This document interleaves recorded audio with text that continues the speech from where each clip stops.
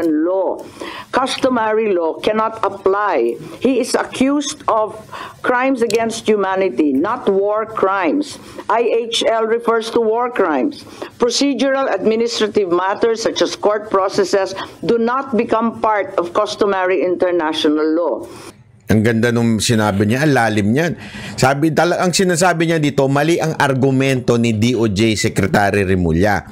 Si Duterte inaakusahan ng crimes against humanity.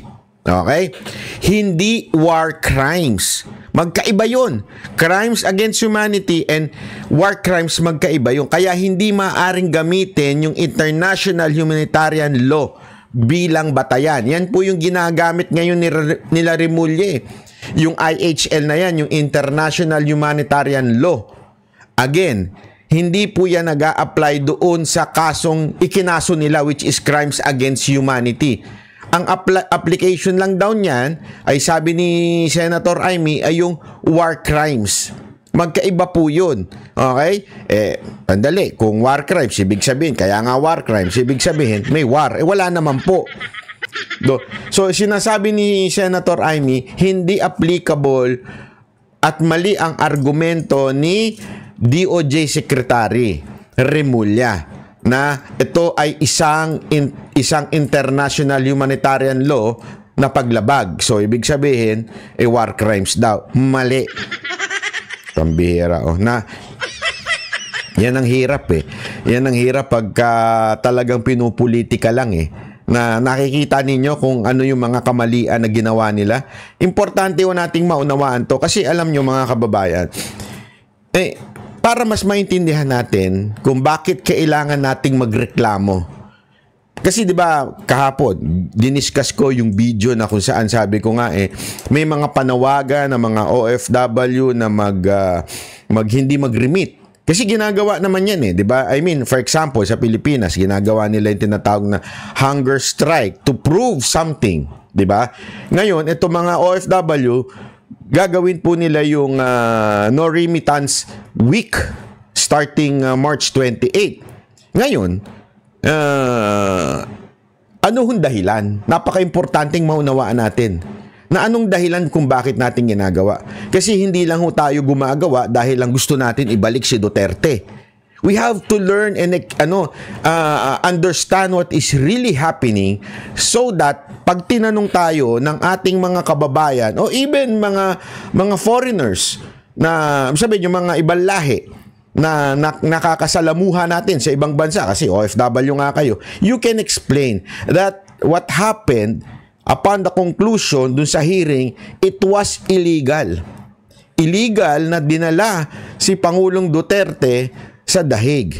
At illegal dahil hindi pasok sa Article 3 ng Konstitusyon ng Interpol, hindi rin pasok sa Article 92 ng Rome Statute. So marami tandaan natin yan para pag pinaliwanag natin, hindi tayo yung umuo lang tulad ng mga tanso. Yung mga tanso kasi tatanga-tanga yan eh. Hindi ko alam kung bakit yan kasi. Mga tatanga-tanga din yung mga vlogger nila eh. Diba? Tuloy. IHL is international customary law, but the jurisdiction of ICC cannot be considered customary under IHL. Sabi niyo, malinaw yun ha. Hindi po yan ha. Hindi po yan, yung ICC, yung akusasyon ng ICC ay hindi po under ng international humanitarian law. Okay? The second finding, Ayan, pangalawa. the Philippine government decided to assist the ICC to arrest the former president. The administration already started preparations prior to March 11. The PNP mobilized units. So malinaw ito, March 11 pa lang, nakikipag-coordinate na ang gobyerno. Okay? So, taliwas yan dun sa sinasabi ng kapatid nito na we will not coordinate, we will not do that, we will not do this, we will not ganyan. Taliwas sa sinasabi ng kapatid nito. On March 10, the National Security Advisor Anyo was already tracking the former president's camp. Ayan, malinaw yan. Tinatrack na daw ni Anyo. Naku po, patay ka Anyo. Nayari ka ngayon. Tinatrack na daw ni Anyo simula pa lang noong March 10. Nagmobilize na sila ng mga PNP. Before the arrest. Even before the ICC prosecutor applied for a warrant of arrest, there was already statements by key executive officials that the administration will cooperate if the ICC courses the request through Interpol to arrest the former president. Finally, so bago pa lumabas yung arrest warrant ng ICC, ito malinaw ito. Bago pa lumabas yung arrest warrant ng ICC, may mga ilang opisyal na tinuturuan ng ICC at sinasabing we will not coordinate with ICC pero makikipagtulungan kami sa Interpol. So the idea itself nanggaling doon sa mga opisyal ni Marcos.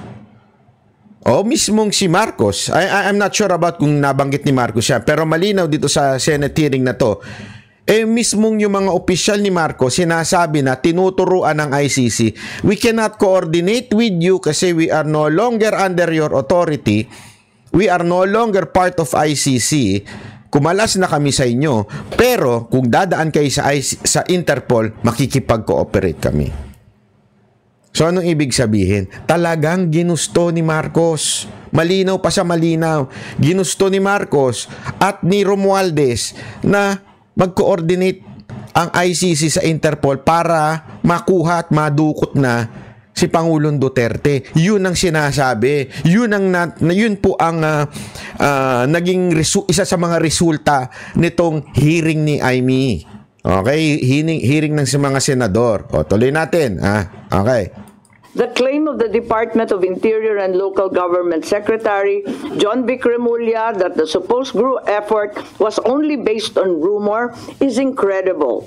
This attempt to cover up what was already aired on media and what had already come to pass was an indication of a comprehensive plan to arrest the former president. So dito, sabi niya, hindi ka panipaniwala yung pahayag ni DILG Secretary. Alam mo naman, itong Remulla Brothers na ito pakuno talaga ito.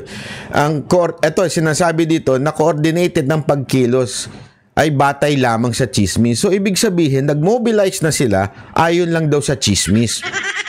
Dahil may mga ulat na nagpakita na may plano na bago pa man ilabas ang ICC warrant. Naka-ready na.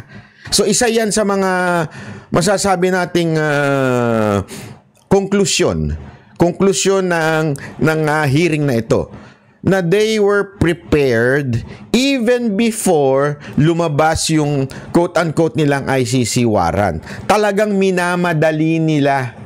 That's the point here. Minadali nila, wala naman, hindi ina-expect ng ICC si Duterte, pero bigla na lang kinuha at nag-prepare na sila. It is because talagang minamadali nila at ayaw na nilang tumagal si Duterte dito para sa eleksyon. Bakit? Kasi pag si Duterte ang nagkampanya, talaga nga namang punong-puno ang tao, talaga nga naman dinadagsa, talaga nga naman sobrang nahahype ang campaign at nagmumukha ng tanga itong alyansa ng mga budol. Di ba ho? Yan o nangyari. At alam naman po natin that kailangan pong maipanalo ang mga senador ni Marcos para ma-impeach si Duterte, si Vice President Sara Duterte para manalo itong si Romualdez.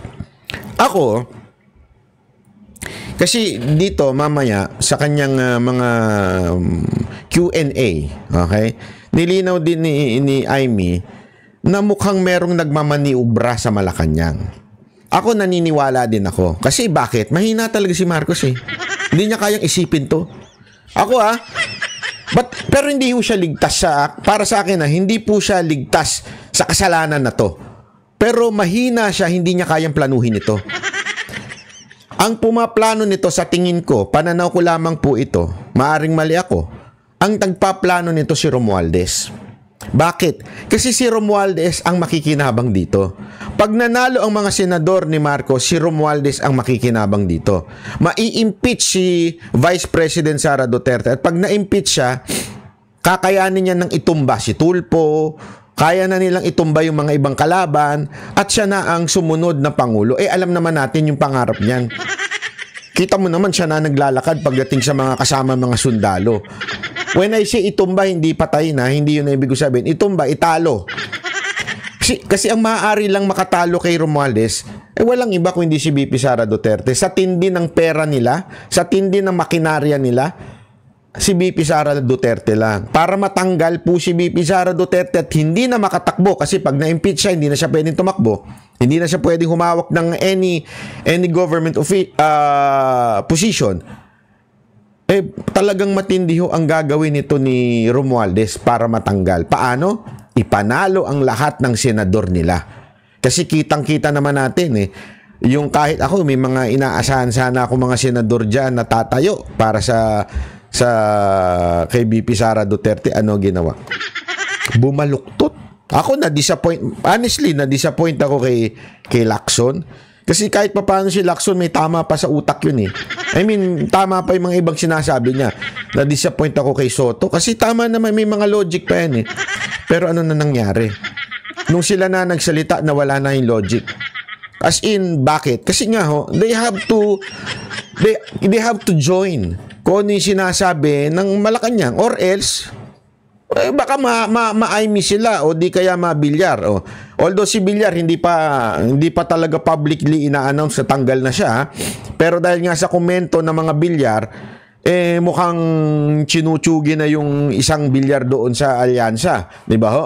So mukhang mukhang ganoon ang direksyon. Pag hindi ka kapareho, chugi ka, hindi ka ipapanalo. So what do you expect? Pag nanalo yan, pag sinabi ng presidente o sinabi ni Romualdez, impeach niya si Sara, impeach yan.